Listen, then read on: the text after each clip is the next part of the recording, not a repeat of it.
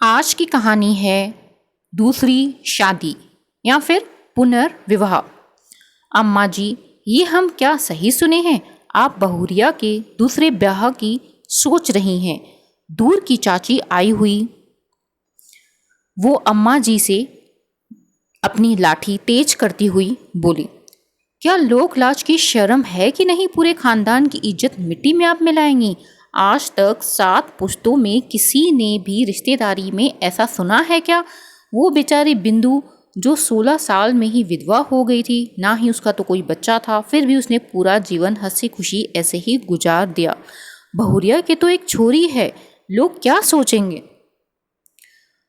क्या बोली तू अनीता? लोक लाज गई चूल्हे में, बिंदु हंसी खुशी जीवन गुजार रही है, ये तू कैसे जाने है? कभी उसके पास जाकर बैठ, प्यार से बात कर, उसके सर पर हाथ फिराकर उसे गले लगाकर पूछ। फवक वह जरूर रो पड़ेगी, उसका दुख उसकी आंखों से बह आएगा। इंसान ही है, ऐसा दूसरों के देखकर झूठी हंसी दिखानी पड़ती है।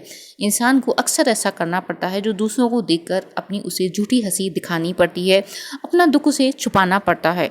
उसे रात को नींद भी न आती होगी। मेरी रानी बहू को मैंने देखा है कैसे रात रात को बिट्टी को सुलाने के बाद मेरे संतोष बेटे की फोटो सीने से चिपकाए सिसकियां भरती है। पूरा दिन तो घर के काम व बिट्टी की देखभाल में उसका भागदौड़ में निकल जाता है, पर ये रात नहीं कटती जब उसके पास कोई नहीं होता। मैं भी दिमाग की मरीज हूँ, उसके पास नहीं सो सकती। मेरी खांसी से पूरी रात उसकी खराब हो जाएगी। जब भी करवा चौथ, चीट या छठ त्योहार, कोई भी बड़ा दिन आता है तो वो कैसे खुद को उनसे अलग कर देती है। या कोई ये ना कह दे कि ये विधवा है, इसका शुभ कामों में आगे आना ठीक नहीं। जब तक मेरी पूजा नहीं हो जाती वो मेरे सामने भी नहीं आती, मैं चाहे कितना ही जिद कर लूं।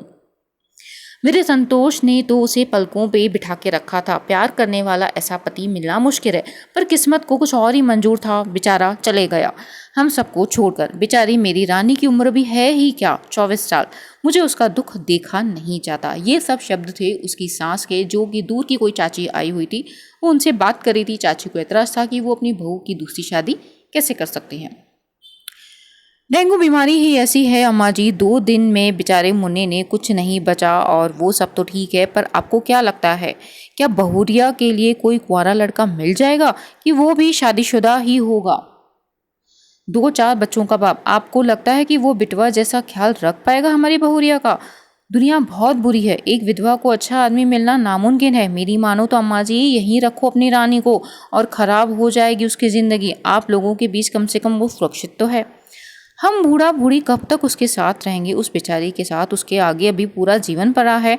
हमारे रहते उस पर कोई उंगली न उठा पाएगा, लेकिन हमारे जाने के बाद हर आदमी उसे एक गलत नज़र से ही देखेगा। किस किस की नज़र से वो बचाएगी खुद को? वैसे ही बहुत सीधी है मेरी रानी। एक आदमी औरत की ढाल होता है, जिसके साथ औरत रात के 2 बजे भी अगर जंगल में जाए तो खुद को सुरक्षित महसूस करती है। उसका पति उसके साथ है, ऐसा ही बनाया गया है शादी का बंधन। बहुत मायने हैं इसके, मायने में भी है कोई है नहीं है अब तो उसका।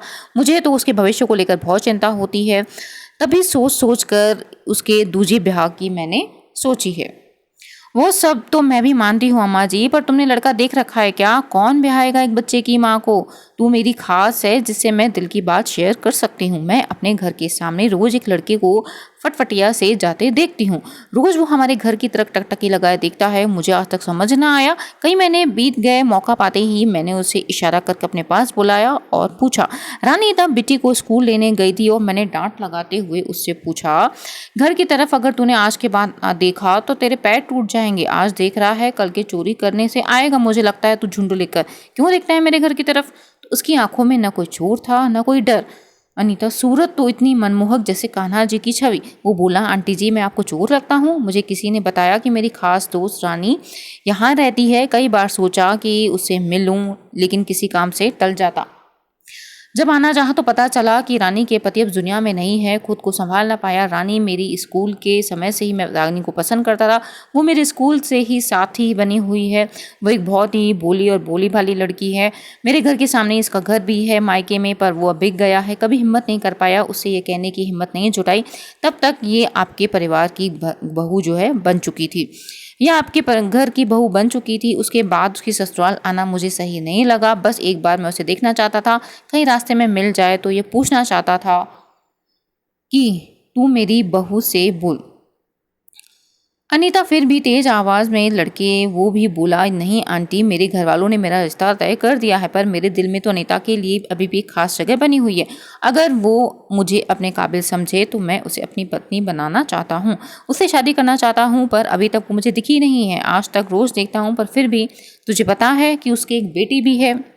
हाँ हाँ, अगर उस तभी भी तू क्या शादी करेगा उससे, मेरी रानी से? हाँ हाँ, एक बेटी क्या, 2 बेटी भी होंगी तो भी मैं शादी कर लूँगा। उसके बच्चों को मैं इतना प्यार दूंगा कि वो लोग मुझे छोड़ के कहीं ना जाना चाहें। जिसे आप चाहो उसकी हर एक चीज़ से आपको प्यार हो जाता है। तो बताइए फिर आंटी, रानी मुझसे शादी के लिए हाँ कहेगी ना? आप मनाएंगी ना उसे? मैं एक बैंक में काम करता हूँ, उससे मैं अच्छे से रख सकता हूँ।